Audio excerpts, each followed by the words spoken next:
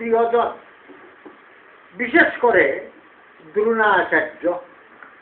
এই দ্রোণাচার্যর কাছ থেকেই পাণ্ডবরা যুদ্ধবিদ্যা শিক্ষা করেছিলেন। আজকে দ্রোণাচার্যের সঙ্গে যুদ্ধ করে তার বক্ষে অস্ত্র নিক্ষেপ করে তিনি আমাকে যে জ্ঞান দিয়েছিলেন সেই জ্ঞান দিয়ে তাকেই ধ্বংস করব, না না না না না, এটা হতে পারে না, এটা গুরু মারা বিদ্যা। তারপরেই সে দেখেন তার সামনে পিতামহ ভীষ্ম, মহামত, তাদের পাণ্ডবদের পিতা মহামত পাণ্ডু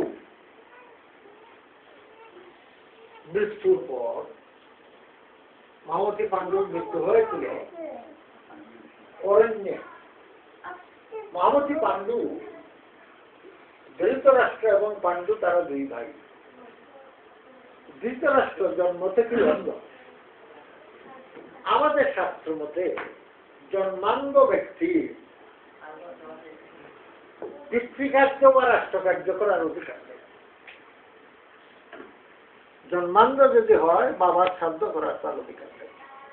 পিতৃকার্য, মা বাবার শ্রাদ্ধ করার অধিকার থাকে না, এবং রাষ্ট্রকার্য সংসার চালানো এর অধিকার নেই। তাই বড় ভাই ধৃতরাষ্ট্র বয়সে বড় হলেও তিনি রাজা হতে পারলেন না আমাদের শাস্ত্র মতে। ছোট ভাই পাণ্ডু রাজা হলেন। পাণ্ডু অত্যন্ত দুর্দর্শ বীর ছিলেন এবং দূরদর্শী রাজনীতিবিদ ছিলেন।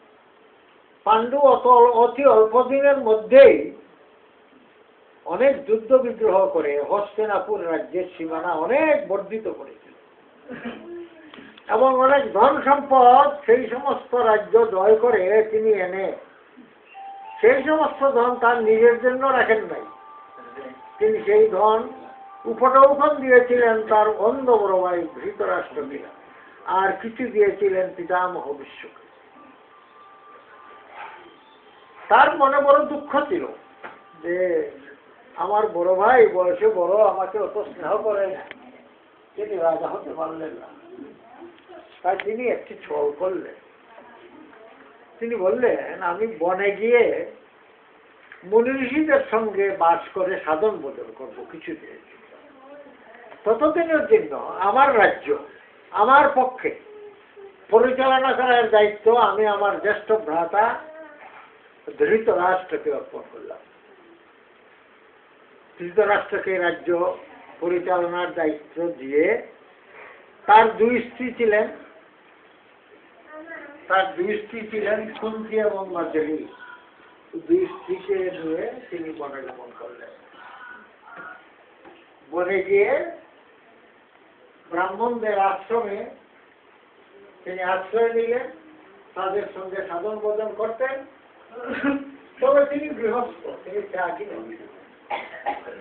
সারাদিন সমস্ত অরণ্যে ভ্রমণ করতেন, অরণ্যের শোভা দর্শন করতেন। সেখানে তার প্রথম স্ত্রী কুন্তীর গর্ভে 3 পুত্র, যুধিষ্ঠির, ভীম এবং অর্জুন, এবং কনিষ্ঠ স্ত্রী মাদ্রির গর্ভে 2 পুত্র, নকুল এবং সহদেব। নাম কি? সুভাষিনী ভট্টাচার্য। তার কিছুদিন পর এরা নাবালক পতিযুগ, তিনি সেই অরণ্যেই দেহ থাকলেন। তখন অরণ্য